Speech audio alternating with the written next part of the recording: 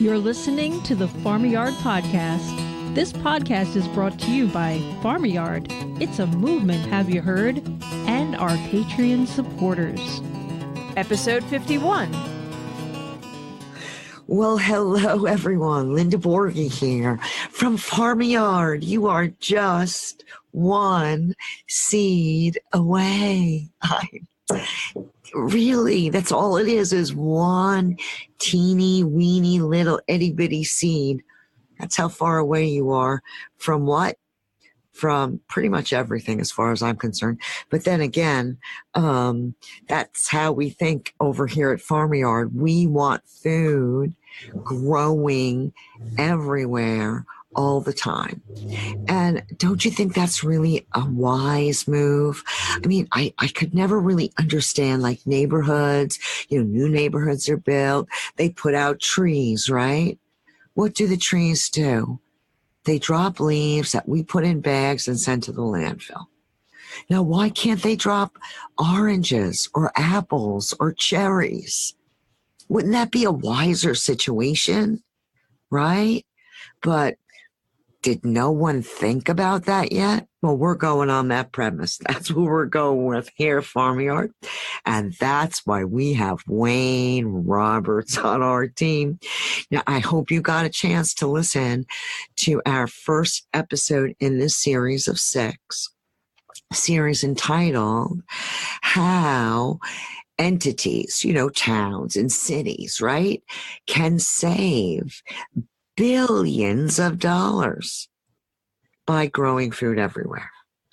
But see, we could say that, right? But we need something to back it up. And we have what we need to back it up. And I can hardly wait to bring them on. Hey, Wayne, are you there? Yes, I am. Good morning. Oh, how wonderful. Thank you. Today, we're going to talk about water. Wayne is going to teach us how by gardening, billions of dollars are saved in water. Go ahead, Wayne. Take it away. Tell us how we could do this, honey. Well, thank you. So, we're doing 6 parts here. And the first one we did, how we can save the public billions of dollars by compost that is otherwise thrown into landfill and causing all sorts of problems. And today I'd like to talk about water as a different route. For saving another bunch of billions of dollars. And when we finish the 6 parts, we'll add it up. I'll give you the exact math and we can make a good estimate. And the reason why we're doing this, I believe, is we're trying to establish that it's not only the individual gardener who gets a benefit from their garden, it's also the general public and the environment. And when individuals respect that and politicians respect that, we'll see an end to a couple of practices. One is many of the illegal, like I understand. You have a story about that, Linda, if I'm not mistaken. You went in and out there for a minute. I'm not sure if it's your signal or mine, but, you mean with the water, about collecting the water. Yes. Yes, I am doing something slightly illegal. That is correct. So many activities associated with gardening, like composting or rain barrels, are illegal in some states in the U.S. and some provinces in Canada. So I'd like to end that. But even more, once you identify how rich the benefits are, and a wise government would incentivize more citizens to do it, and perhaps covering the costs of many of the things like rain barrels, just to give one example, as well as composters. So that's the sort of general purpose of it. And water is got as many benefits, I would say, as composting. And I sort of divide it into 4 ways. And the first one is that we conserve a huge amount of water, which after all is the most precious resource on the planet. Yes. For our life and the life of every other creature. Oh. And it might be that you use as much water on your garden as an ordinary citizen would use on their lawn, though that's debatable in itself. But let's, for the sake of the argument, say that's true. the fact is the person having a lawn is using water for their lawn, and then another farmer is using water to grow the food that they could have grown on their lawn. So we are actually displacing the need for water in areas like California, which is where most of the continent vegetables come from, and Florida, both of which are hard hit by drought, and from places like Iowa, where corn comes from. If you grow some of your own corn, you're not using water that's in Iowa. This is called the water footprint. Every food has a footprint of water behind it that we don't think. When you eat a tomato, for example, that there's 20 gallons of water in a pound of tomatoes. And so I sort of put it all together. If you take a city like Philadelphia, just in private home gardens and in community gardens, they produce 2 billion pounds a year of food in those little gardens. And if you multiply that by 20 gallons per pound, okay, 20 gallons is an average of what, you put your lettuce, your tomatoes, your corn all together, and it's about 20 gallons. They're saving 40 million gallons of water a year in the city of Philadelphia, which is one heck of a. And one example of a family in Los Angeles, who, which, as you know, is facing pretty severe drought year after year. Yeah, they are growing 6,000 pounds in their yard. Yes, they are. Multiply that by 20, you get 120,000 gallons. It's like quite amazing amounts of water get saved from areas which are hard hit by water. Oftentimes in areas like where you live in New Jersey or where I do in Ontario, which have got pretty plentiful water. Mm-hmm. And on top of that, we don't have to transport your water-filled carrots and tomatoes from thousands of miles away. We just have to move it from your backyard into your kitchen. So there's huge amounts of conservation of water, the most precious resource in the world, just by growing your food instead of growing nothing that you can eat or use. Mm-hmm. Yes, I so agree. And so that's my first one. And my second one relates to how we can conserve water that we bring to our own house. And again, because we've taken for granted generally, North America gets a lot of, fair amount of rain. It has lots of water available in lakes. I live about a block from Lake Ontario, which is a very huge lake by global standards. Mm-hmm. So we all have a sense that the water's all over the place, and it's virtually free.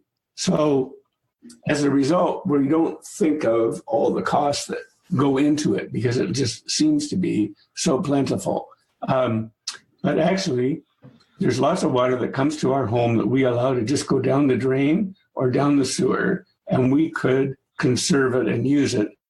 That would save all the money that's required to push water uphill from the lake to where most people live. Most people live above the lake, not below it. Otherwise, they'd be flooded by it. Right. So you're saving all that electricity. You're saving all the energy and the chlorine and the fluoride and all the other chemicals that have to be put into lake and river water before we can drink it. So every time you save a gallon of water, you're saving all that energy, and you're also saving all the goes to it. So here's some simple ways that we can do that. And I think gardeners do almost by nature. First of all, they have rain barrels to capture the rain water that falls on their roof, and you get it off your eaves trough. And instead of letting it go down your driveway and into the sewer, we save it and pump it out to our garden the next day. And so that's one huge amount of water that we don't have to use that would otherwise be wasted from our household.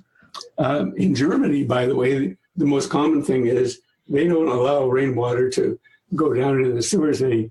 They capture it on their roof, and then they use it to do their laundry because it's already soft water. Uh-huh. And so they don't have to add soap to it. But I think in North America, the more standard thing would be a rain barrel.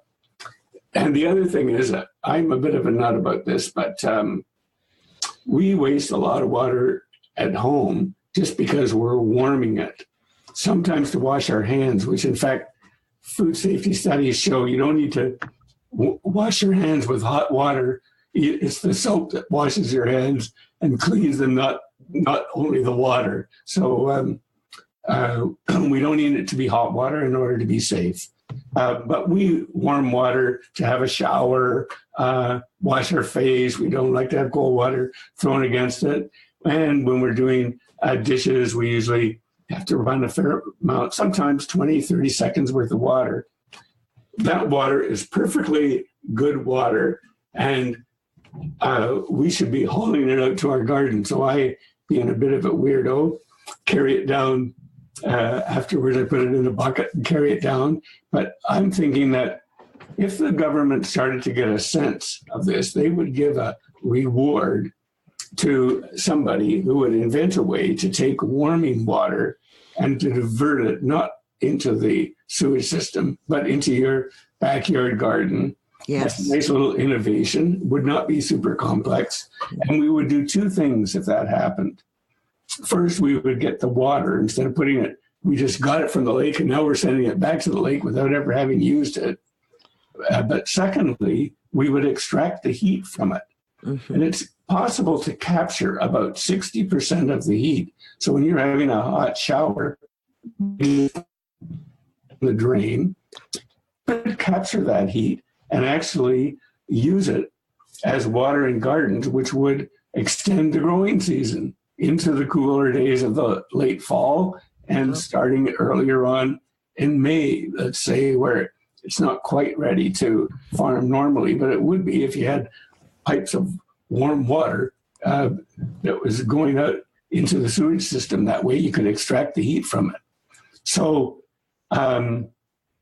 those are some of the examples of the ways. Very clever, Wayne. Very clever. Very clever. So, I mean, just think of you're taking water up to a pretty hot temperature, hotter than your house is, and we just put that water right out of the system. We don't use it to heat our home. We don't use it to heat our gardens or greenhouses, but we could literally, in most homes, if you had to turn your porch into a sort of a little greenhouse, we could totally warm them, not with extra fuel, but just with the heat that we extract from water that we normally would pour down the drain. So that's my number 2 set of strategies, is how to use conserve the water that is already brought to our house.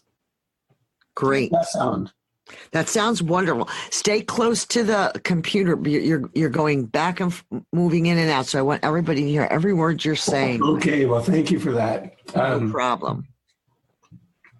So number 3. Number 3 is, there is a thing called the water cycle, and we don't really waste water. It just goes on to another phase of the water cycle. But we want to make sure that when it goes on to the next phase, that it leaves us as clean as it came to us, or even hopefully it leaves us cleaner than when it came to us. And so I believe that gardens are excellent ways to make sure that the water we've used in our homes returns back to the water table, back to the rivers and lakes in a cleaner state than when we got it. Mm-hmm. Or at the very least, as clean. And we know there's a big penalty for not doing that. And that is the rise of green lakes. We're used to seeing lakes that are blue, but increasingly lakes are becoming green around the world. That is becoming a huge crisis from algae, which are turning lakes green. When the temperature gets too high and there's too many nutrients, it's actually referred to as nutrient pollution. Because if you put too much fertilizer on your lawn, and almost all people who have lawns use about twice as much fertilizer as they need, that fertilizer isn't taken by the plant. It goes down in the water table and out into the lake and the river. And that eventually over nutrifies the lake and the river, and it gets algae in response, which kills the fish and makes the lake look and stink awful. Mm-hmm. So we can pre-clean water, I believe, using standard garden techniques. And let me give you a couple of examples. When you take rain from your roof, instead of letting that rain fall into the sewer, when the rain goes into the sewer, it takes with it everything it picks up on the way there, which often includes cigarette butts. Cigarette butts take 12 years before they break down in a lake or a river. Might include a little oil or heavy metal from the exhaust from your car. Might include a little asbestos from your brake linings in your car. Gross, stop. All sorts of stuff, but instead you get it in a rain barrel. It's as clean as when it fell from the sky. Uh-huh. So you've pre-cleaned water. You've kept it out. You've prevented it from getting foul before it goes into nature. And we can do the same with snow. You know, when we're usually taught or encouraged to toss your snow from your driveway onto the road. Well, why don't we toss our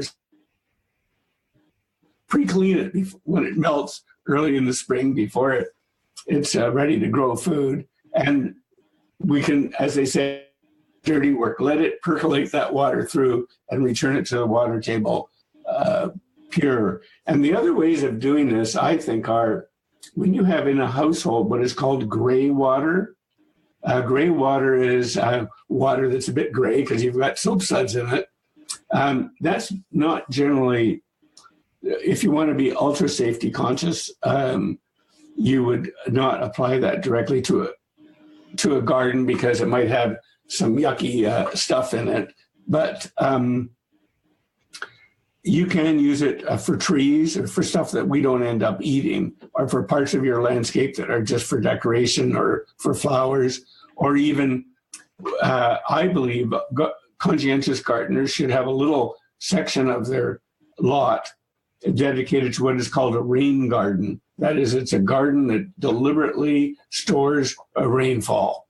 Yeah. And you can put humongous amounts of water in these rain gardens. If you check it out on Google or anywhere else, you'll see some very beautiful ways to do it. And that keeps the lawn from running off down into the sidewalk, down the road, and into your sewer and getting all those cigarette butts and asbestos in it, and keeps it close to your own garden. So again, using the combination of rain barrels, using some gray water from your shower and laundry, and capturing snow melt and all the rest, we can pre-clean huge quantities of water so that it returns to lakes and rivers in a state that will support fisheries, make pleasant swimming and recreation, and not stink and look awful, but look beautiful and smell beautiful. Yes, and also I want the listeners to be aware, those of you that are yard farming, you could also use a 55-gallon food-grade tub, and if you elevate it between 2 and 3 feet, that will run out on a sprinkler hose 100 feet. It is called gravity-fed drip irrigation. And those tubs could be open to collect the rain. So there you go. Yeah, okay, well, thank you. I think you had some other tricks of the trade, too, from your permaculture or your biodynamic strategies, if I'm not mistaken. Well, most of our listeners have some idea about biodynamics. If you don't, there's so many podcasts now. We're up to our 47th or 48th episode. But biodynamics, the use of the preparations, can allow the farmer to only have to use 50% of their water consumption. And boy, isn't that a blessing? Because water is not an unlimited natural resource. It is limited, my friends. And perhaps because I've taught in Africa, I have friends there, I know people that will never see a clean drinking water supply in their lifetime, right? So I may have a different relationship with water than most do, but we have to respect it. I mean, in Walker Valley, through the use of the biodynamic preparations, it went from quartzite and hardpan to humus in 6 months. So there's something to be said about things, and we don't have to know how they work in order for them to work. So just keep that in mind. Right, Wayne? That's exactly right. So if you don't mind, I'll just get on to my fourth general strategy around water. Yeah. And as you know, because, the weather has not been what it used to be. And oftentimes the weather causes a lot of problems that it didn't used to cause with at least as much frequency as now. And one side of those problems are related to floods. Yeah. They're related to drought. We got opposite problems. Increasingly, we get both of them, sometimes even in the same year. And these extremes of weather are pretty costly. So I just checked out the cost of the Houston flood last year. What is added up to be $73.5 billion. Oh my God. So that's what a flood in the city can cause. And I believe that gardens are not the alternative to floods, but they certainly play a role in minimizing the damage to them. One is you're capturing some of that rainwater in your rain barrel. Yeah. And two is you're capturing some of that water in your rain garden, which I was talking to. Garden is much more porous soil than a lawn. You can often actually see the water bouncing off your lawn because it's in some ways the ground is so compacted from being walked on, from having lawnmowers over them, and from the way the grass itself is structured, that they do not invite water into their embrace, whereas gardens embrace water. They've got lots of area between rows, and the soil is piled very loosely. And especially if a person is using lots of compost, it means there's lots of air spaces below the plant. And so all of those areas can store water in the event of a rainfall. So the fact is that a city where there are plentiful gardens is going to store a lot more water in gardens than it will in sewers, which easily get flooded, the rate. Right. And so you can sometimes head that off with those techniques. And we have to remember, we're not only talking about gardens in our backyard. In most buildings, most cities have 1/6 of their space is flat roofs. Yeah. Think of schools, universities, office buildings, high-rise towers, and the like. So if we gardened those, that is, developed green roofs, which is the law really for big buildings in cities like Berlin, Tokyo, and Toronto, Portland, Chicago. So if we gardened our roofs, that would be keeping all of that water out of the sewage system. So if we expanded gardens onto that 1/6 of the space of most cities, which is concrete rooftops, just standing there doing nothing, right, converted them into gardens, we could keep a good portion of the water that out of a system where it could cause floods. At the same time, that water is being stored for a non-rainy day. So if you have a rain garden, it's going to be releasing water on ultra dry days. If you have organic soil that's thick and got lots of water being stored inside it, it can withstand a drought better than hardened soil that the water just runs right through. So ironically, the garden can actually protect us from two extremes that we find in situations of extreme weather. It can protect us a bit from from flooding, and it can protect us a bit from drought. So those are, if you put all those four sets of savings together, it comes to multiple billions of dollars across a continent every year. I got to tell you, I can hardly wait for the next 4, Wayne. My goodness, you are really blowing the lid off of this. It's really very awesome. You know, I want the listeners to know that by the time we're done with this, it's our intent to get this in the hands of every city planner on the continent, right, Wayne? I hope so. Well, I mean, duh. Well, next we've talked about compost and garbage reduction and water reduction today.